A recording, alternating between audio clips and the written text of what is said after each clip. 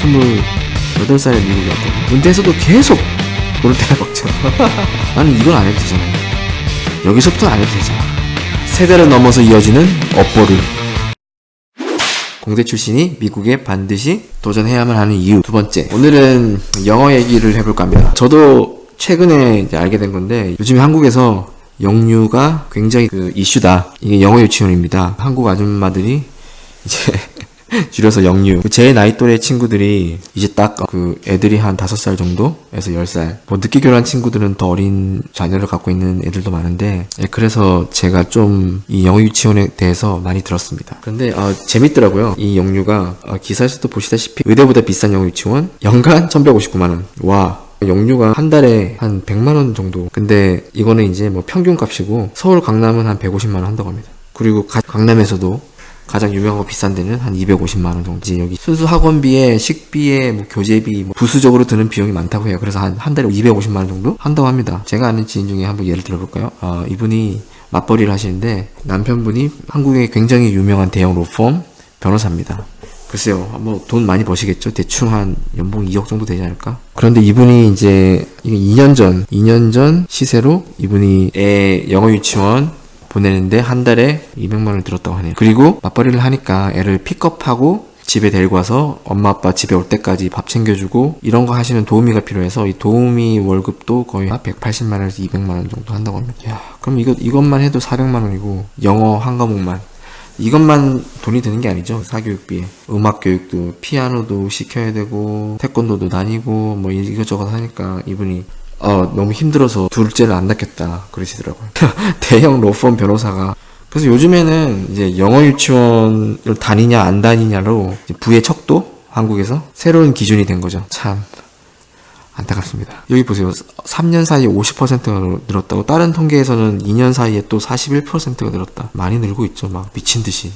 또 웃긴 거는 이 영어 유치원이 정식 유치원이 아니라고 합니다. 이게 유치원 허가가 안 나고 보통 학원으로 등록이 돼 있는데, 그러니까 정부에서 보조금이 나오질 않죠. 그런데도 불구하고 장사가 이렇게 잘 된다. 2년 사이에 40%, 3년 사이에 50%가 늘었다. 50%가 늘어서 와 465곳. 근데 이게 이 영유에서 끝났으면 참 좋았을 텐데 여기서 끝나질 않죠. 그 다음에 이제 학교 다니기 시작하면 초중고 영어 학원 다닐 텐데 입시 영어가 될 수도 있고, 그죠? 일반 회화 이런 것도 굉장히 신경 많이 쓰시죠 요즘에. 이게도 이제 돈을 엄청나게 때려 박는 거 아닙니까? 그리고 대학 가면 뭐합니까? 우리 필수라는 어학연수 가죠. 이게 끝이 아니에요. 어학연수가 취업 준비를 하면서 이제 토익, 그 다음에 요즘에는 기업들에서도 스피킹 점수를 요구하지 않습니까? 제가 신입사원 막 원서 내고 할 때만 해도 이거는 받질 않았어요. 없었어요. 저보다 한 2년에서 3년 후배들부터 막 이런 게 토익 스피킹 점수를 내야 되는데 시켜가지고 학원 엄청 다니고 잘 됐어요. 그때부터. 참. 그 다음에 직장 가도 영어의 공부는 끝이 없죠. 직장 가도 계속 영어 공부를 하죠. 근데 문제는 또 어떻게 되면 여기서 본인 영어 공부도 하는데 본인 영어 회화 직장에서 뒤처지지 않기 위해서 본인 영어 회화도 하는데 이때는 또 자식이 생기잖아.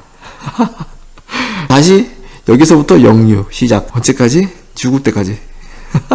이 사람은 이 아버지가 죽을 때까지 이제 은퇴하면 본인은 이제 더 이상 공부를 안 해도 되는데 은퇴해서도 계속 돈을 때려박죠. 정말 죽음의 메비우스의 연결고리 끝나질 않는. 야, 이렇다. 제가 기본적으로 생각하는 영어는 그냥 여러 가지 커뮤니케이션 방법 중에 한 가지 툴 아닙니까? 그죠? 이거는 공부가 아니고 이건 사실 연습이죠. 연습. 언어를 공부하는 것 자체가 말이 안 되는 것 같아요. 연습이에요. 연습인데 미국에 와서 느낀 게 이런 것들 다 필요 없다. 무의미하다. 기본적으로 언어라는 게 있잖아요. 제가 애가 어려서 애가 크는 걸 쭉 보면서 말을 배우는 걸 옆에서 보니까 이게 언어를 습득하는 거는 나가 있고 여기 영어 쓰는 사람들이 있어야 돼요. 그래야지 습득이 가능해요. 근데 나가 있고 한국말 쓰는 사람들이 주변에 이렇게 있잖아요. 영어를 백날 공부해봐야 늘진 않는다. 제 생각입니다. 근데 이제 이것을 사람들이 알고 있어요. 알고 있는데 마치 영어의 방법이 있는 것처럼 그런 뭐 광고, 장사 많이 하죠. 이거 하지 말고 있잖아요. 그냥 미국에 오세요. 그냥 오셔서 여기 살면 됩니다. 저 같은 경우에는 제가 28살에 미국에 왔거든요. 굉장히 늦게 온 거죠. 정말 영어 못했어요. 지금도 못합니다. 지금도 못하는데 나는 이건 안 해도 되잖아요. 여기서부터는 안 해도 되잖아. 여기서 이제 나는 세대를 이어가는 세대를 넘어서 이어지는 업보를 끊었다. 업보를 끊겠다. 세대를 넘어서 이어지는 업보를 저는 끊질 않았으니까 이제. 이거 뭐 어마어마합니다. 제가 볼 때는 한 2억에서 3억은 쓴다. 우리나라 사람들이. 근데 이렇게 돈을 들여가지고 한국에서 원어민 강사 수업 듣고 하는데 이게 제가 보여드릴게요. 제가 이게 좀 황당한데 제가 보여드릴게요. 어떤 사람들이 우리나라에 원어민 강사 하러 오는 건지 제가 보여드릴게요.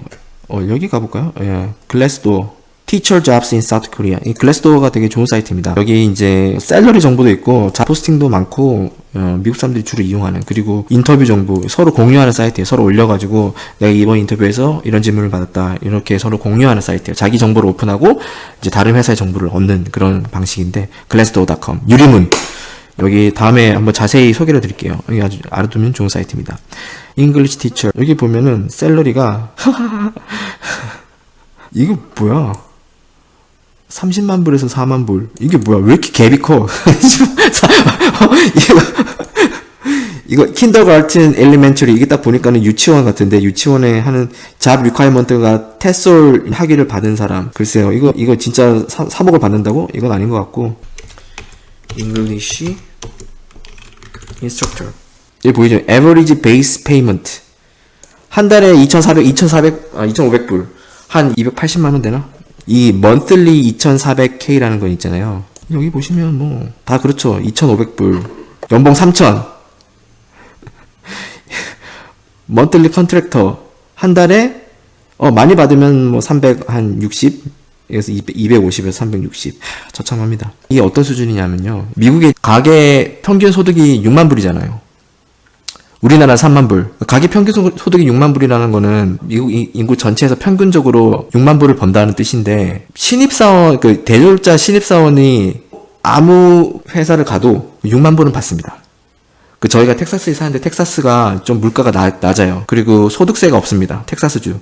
인컴 텍스가 없어가지고 연봉을 많이 안 줘도 실제적으로 받는 금액은 많아요. 세금 적게 떼니까. 근데 캘리포니아 같은 경우는 세금을 아주 많이 때리기 때문에 실제로 내 손에 들어온 돈이 얼마 없죠. 막 연봉 15만 불 이렇게 해도. 그런데 여기서 신입사원 졸업해도 5만 불은 받고 6만 불은 받는데, 24살짜리가. 그러면 연봉 6만 불이면 한 달에 얼마에 5천 불은 받는 거죠. 근데 250만 원, 300만 원 받으려고 한국 간다. 이런 건 어떤 느낌이냐면은, 한국에서 베트남에 월급 80만 원 받고 베트남 가서 한국어 강사를 한다, 이런 느낌입니다. 어떤 사람들이 가겠어요? 정상적으로 교육을 받고 어떤 교육학의 테솔 이런 학위에서 정상적으로 교육을 받은 사람들이 가겠습니까? 절대 아니죠. 그래서 여러분들은 평생 3억을 때려 박으면서 이런 사람들한테 이런 자격 미달이, 이거 진짜 심각합니다. 이거 나중에 이거는 다 고발해야 돼요. 테솔 자격증도 다 고발 프로그램 나왔죠. 테솔 자격증도 다 위조하고 이래가지고. 왜냐면 돈을 이거밖에 안 주는데 누가 가겠습니까? 말이 안 되죠. 물론 엄청난 사명감을 가지고 가는 사람도 있겠는데, 그런 사람 몇 퍼센트는 되겠습니까? 말이 안 되는 거예요. 강남에 있는 영유는 아마 좀 특별하게 신경을 써서 데리고 올 거예요. 왜냐면 강남 엄마들 딱 보면 아니까. 그런데 그냥 일반 동네 학원에서 이런 사람들 데리고 와가지고 원어민 강사라고 돈 비싸게 받아먹고 이러면은 정말 안 됩니다. 예? 영어만 잘하면 되지 않느냐? 그러면 미국 와서 홈리스한테 배우세요. 공짜인데. 홈리스랑 얘기해. 아니, 가르치는 것도 체계가 있어야 될까요? 체계적으로 가르치는 방법, 그런 걸 학습하는 데 아닙니까? 교육대학이? 어떤 교수법이 좋으냐? 어떻게 하면은 학생들, 그런 교육대학에서 정상적인 테솔 디그리를 받은 사람, 글쎄요, 월급 250만원 벌어보고 한국 간다? 문제가 심각합니다. 그러니까 여러분, 이게 우리가 다 피해자예요, 피해자. 근데 이거라도 할 수밖에 없는 게 왜? 한국 사회가 이런 거 요구하니까. 왜 요구하는 거야? 난 이해가 안 가. 왜 요구하는지. 왜 대기업에서 왜 토익 자격증 몇 점 이상, 토익 스피킹 몇 점 이상, 그거 왜 하는 거예요? 한번 물어봅시다. 대기업 인사팀한테 물어봅시다. 그거 필요합니까, 진짜? 아니야. 한국에서 한때 조기 유학 열풍이 불었죠. 미국의 이민을 목적으로 염두에 두고 오시는 분들도 있지만, 그냥 영어 그 자체를 잘해야 된다는 생각 때문에 많은 시간과 돈을 투자하시죠. 근데 사실 한국에 있는 이상 그렇게 영어를 많이 쓸 일은 없지 않나요? 그래도 영어를 해놔야 된다라는 생각으로 많이 하시는데, 근데 이게 그런 생각들이 요즘 바뀌었습니다. 요즘엔 또 이게 조기 유학이 트렌드가 바뀌었습니다. 이유가 외특이라는 게 재외국민 특별 전형을 말하는 거예요. 한국에 있는 대학들이 그 일반적인 정시, 수시로 학생을 선발하는 것 이외에 재외국민 특별 전형이라는 것으로 선발을 합니다. 근데 이 전형이 수시나 정시보다는 경쟁률이 훨씬 낮거든요. 훨씬. 그러니까 이제 이 외특을 노리려고 조기 유학을 보내는 거예요. 웃기죠? 예전에는 이제 2008년 9년 기점으로 조기 유학이 엄청 올라갔다가 쭉 떨어졌어요. 근데 이 조기 유학의 목적이 외국에 있는 유명 대학을 가겠다 뭐 이런 거 아니었겠습니까? 많은 사람들이 외국 이민을 간다, 미국으로, 캐나다로 간다 이런 뉴스가 많이 나왔었는데 요즘에는 이 이유가 한국에 있는 대학을 잘 가려고 재외국민 특별전형을 한다, 약간 이렇게 되는 거예요. 재외국민 특별전형에는 3년 특례가 있고 12년 특례가 있다고 합니다. 3년은 3년 이상 외국에 있는 학교에서 학교를 다닌 지원자, 이거는 정원 외에 2% 선발을 하고요. 이 12년 특례는 제한이 없다고 하네요. 사실상 이거는 외국인들을 뽑으려는 제도죠. 요즘에 너무나도 많이 이런 식으로 대학을 가려고 하니까 어떤 조건들이 또 있어요. 그래서 이제 실제로 외국에 뭐 외교관이나 아니면 기업의 그 파견자로 간 경우, 외국에서 자영업을 하는 경우, 그럴 경우에 내 자식을 외국인 국제학교로 보냈다, 이 이유 때문에 그러면 인정이 되는 건데, 요즘에는 이제 실제로 자영업을 하지도 않으면서 꾸며서 서류를, 실제로 엄마 아빠는 한국에 있는 거죠. 애만 국제학교로, 외국에 있는 국제학교를 보내기 위해서, 만약에 뭐 베트남이라고 치면 엄마 아빠는 한국에 있지만 베트남에서 자영업을 오픈했다는 거짓 서류를 꾸며서 뭐 브로커한테 넘기면은 옹호학교에서 국제학교 입학이 된다고 합니다. 이런 루트도 있고, 이게 이제 하나둘씩 문제가 터지기 시작하죠. 대학 재외국민 전형 알고 보니 금수저 전형, 대학 돈벌이로 전락했다, 대학들 재외 특례를 돈벌이로, 10년새 모집 인원이 갑절 늘었다. 그 여기 대학 돈벌이, 이거는 하나 대학만 그런 게 아니고요. 미국도 똑같고 대학들이 기본적으로 돈벌이 하는 곳 맞습니다. 왜냐면 대학이 돈이 없으면 운영이 안 되잖아요. 그래서 미국 대학들도 외국인을 엄청 많이 뽑는 이유가 학위장사죠, 학위장사. 근데 우리나라 대학의 학위장사와 미국에 있는 대학의 학위장사는 조금 성질이 다른 게, 미국 대학은 이 학위라는 프로덕트를 누구에게 팝니까? 외국인한테 팔죠. 무엇을 통해서? 외국인 전형을 통해서. 외국인 선발 퍼센트가 따로 정해져 있어요, 미국 대학들도. 그러니까 국내 미국 애들끼리 경쟁하고 따로 외국인 티오가 많이 줘가지고, 그래서 뭐 미국의 대학원을 가보시면은, 특히 공대 대학원은 한 98% 외국 사람이다. 외국 학생, 교수도 외국 교수도 98%. 외국 교수. 웃기죠? 미국은 이래요. 장소만 빌려주는 거야, 미국은. 사실상. 야, 우리가 외국 교수 뽑아놨으니까 외국 학생들 와서 들어. 돈을 막.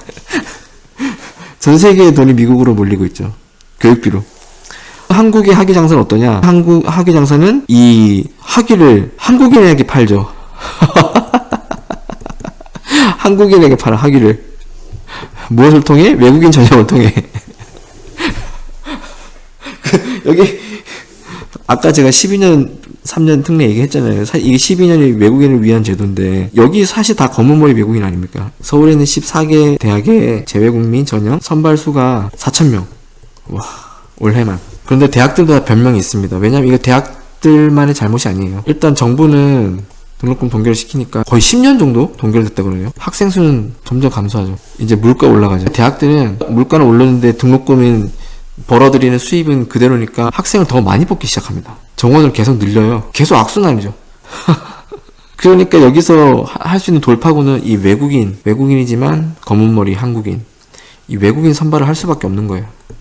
왜냐하면 고려대 같은 경우가 제가 알기로는 외국인 선발 재외국민 전형이 굉장히 많다고 들었거든요. 제가 알던 고려대 다녔던 후배도 하는 말이, 자기 학교에 외국인 전형으로 들어온 애들 너무 많다, 그렇게 얘기하더라고요. 고려대 같은 경우에는 제가 학교 다닐 때도 등록금이 거의 500만 원이었어요. 480만 원이었나? 그랬던 것 같아요. 1년에 1000만 원인데 지금 더 올랐겠죠. 뭐 1500만 원이라고 칩시다. 1년에 등록금이. 한 300명은 뽑지 않을까요? 과들이 많으니까.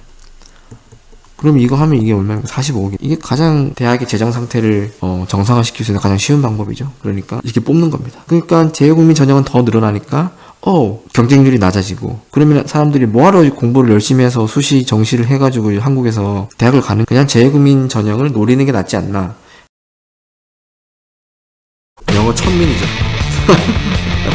영어 4대부? 그 이 고삐리들이 딱 봐도 날라리야. 가장 상위 포식자의 그냥 한국 사람들은 죄인이야. 영어 못하는 게 죄야, 죄. 한국말 잘 못해. 근데 이게 플러스 유입니다, 플러스 유.